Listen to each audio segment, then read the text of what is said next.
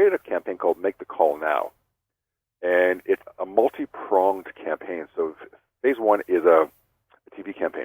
And the TV is, as one person described it, the most uncomfortable 1 minute she's ever spent. Because it shows the rising tension between a father and a son, where it's getting worse and worse and worse. And just as the father is about to hit the child, the commercial ends. That's it. Stop cold.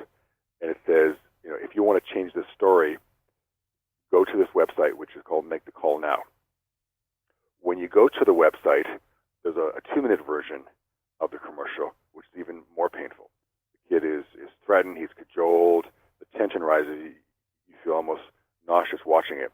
And suddenly a phone number comes up, and the phone number says, if you want to change this story, dial this number. So, and it keeps prompting you as the story gets worse. And so when you finally dial the number, you're watching the screen.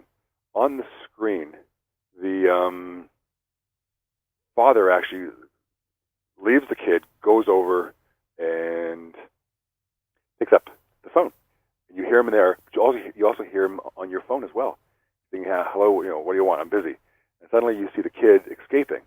And up comes on the screen, thank you for making the call this time. How else can you help?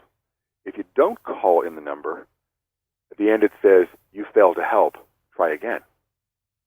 And so the interactivity between you being on the phone and actually being able to change the video has not been done before.